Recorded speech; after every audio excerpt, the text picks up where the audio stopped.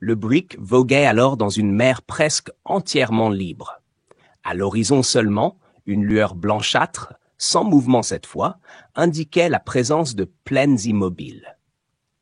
Jean Cornbutte se dirigeait toujours sur le cap Brewster et s'approchait déjà des régions où la température est excessivement froide, car les rayons du soleil n'y arrivent que très affaiblis par leur obliquité.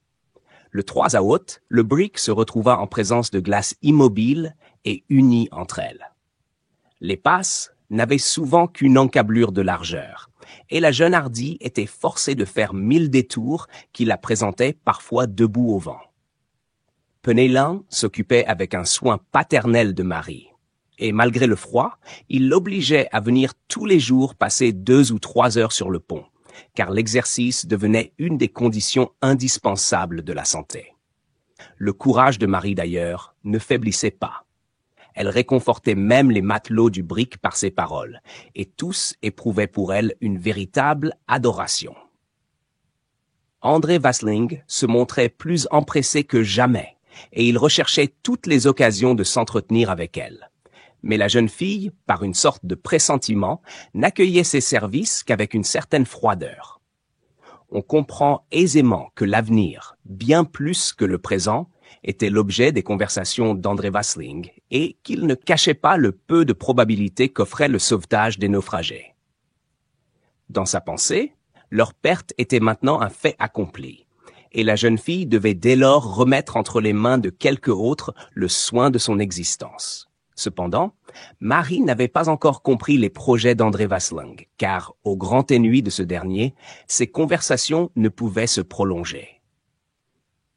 Penellan trouvait toujours moyen d'intervenir et de détruire l'effet des propos d'André Vasling par les paroles d'espoir qu'il faisait entendre. Marie, d'ailleurs, ne demeurait pas inoccupée. D'après les conseils du timonier, elle prépara ses habits d'hiver et il fallut qu'elle changeât tout à fait son accoutrement.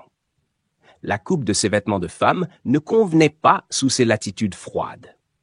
Elle se fit donc une espèce de pantalon fourré, dont les pieds étaient garnis de peau de phoque, et ses jupons étroits ne lui vinrent plus qu'à mi-jambe, afin de ne pas être en contact avec ces couches de neige dont l'hiver allait couvrir les plaines de glace. Une mante en fourrure, étroitement fermée à la taille et garnie d'un capuchon, lui protégea le haut du corps. Dans l'intervalle de leurs travaux, les hommes de l'équipage se confectionnèrent aussi des vêtements capables de les abriter du froid. Ils firent en grande quantité de hautes bottes en peau de phoque qui devaient leur permettre de traverser impunément les neiges pendant leur voyage d'exploration. Ils travaillèrent ainsi tout le temps que dura cette navigation dans les passes. André Vasling, très adroit tireur, abattit plusieurs fois des oiseaux aquatiques, dont les bandes innombrables voltigeaient autour du navire. Une espèce d'eiderdux et des ptarmigans furent aux matelots une chair excellente, qui les reposa des viandes salées. Enfin, le brick, après 1000 détours, arriva en vue du cap Brewster. Une chaloupe fut mise à la mer. Jean Cornbutte et Penellan gagnèrent la côte, qui était absolument déserte. Aussitôt, le brick se dirigea sur l'île Liverpool, découverte en 1821 par le capitaine Scoresby, et l'équipage poussa des acclamations en voyant les naturels accourir sur la plage.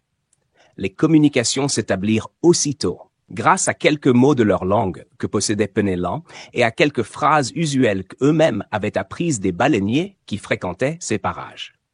Ces Groenlandais étaient petits et trapus.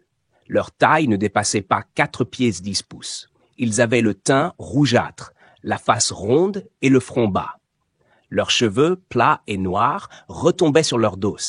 Leurs dents étaient gâtées, et ils paraissaient affectionnés de cette sorte de lèpre particulière aux tribus ichthyophages. En échange de morceaux de fer et de cuivre, dont ils sont extrêmement avides, ces pauvres gens apportèrent des fourrures d'ours, des peaux de veaux marins, de chiens marins, de loups de mer et de tous ces animaux généralement compris sous le nom de phoques. Jean Cornbutte obtint à très bas prix ces objets, qui allaient devenir pour lui d'une si grande utilité. Le capitaine fit alors comprendre au naturel qu'il était à la recherche d'un navire naufragé, et il leur demanda s'ils n'en avaient pas quelques nouvelles. L'un d'eux traça immédiatement sur la neige une sorte de navire et indiqua qu'un bâtiment de cette espèce avait été, il y a 3 mois, emporté dans la direction du nord. Il indiqua aussi que le dégel et la rupture des champs de glace les avaient empêchés d'aller à sa découverte.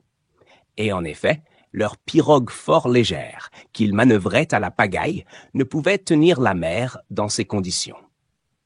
Ces nouvelles, quoique imparfaites, ramenèrent l'espérance dans le cœur des matelots, et Jean Cornbutte n'eut pas de peine à les entraîner plus avant dans la mer polaire.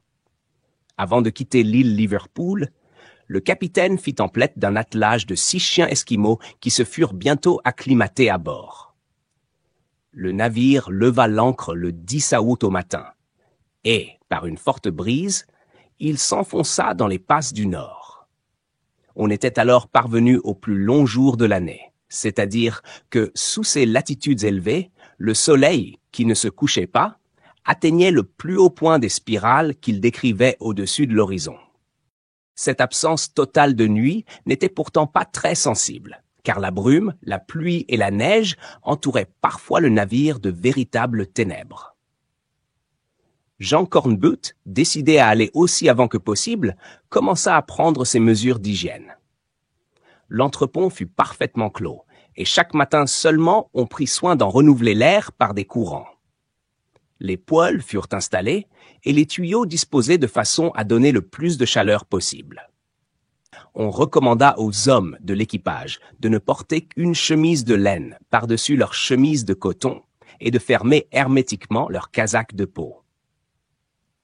Du reste, les feux ne furent pas encore allumés, car il importait de réserver les provisions de bois et de charbon de terre pour les grands froids. Les boissons chaudes, telles que le café et le thé, furent distribuées régulièrement aux matelots matin et soir. Et comme il était utile de se nourrir de viande, on fit la chasse aux canards et aux sarcelles, qui abondent dans ces parages.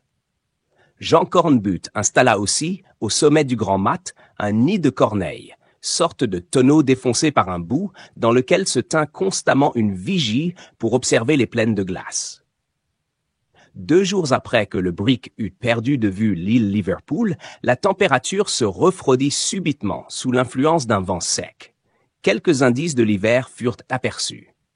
La jeune Hardy n'avait pas un moment à perdre, car bientôt la route devait lui être absolument fermée.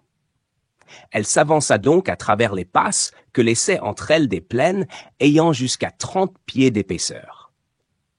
Le 3 septembre au matin, la jeune Hardy parvint à la hauteur de la baie de Gael-Amkes.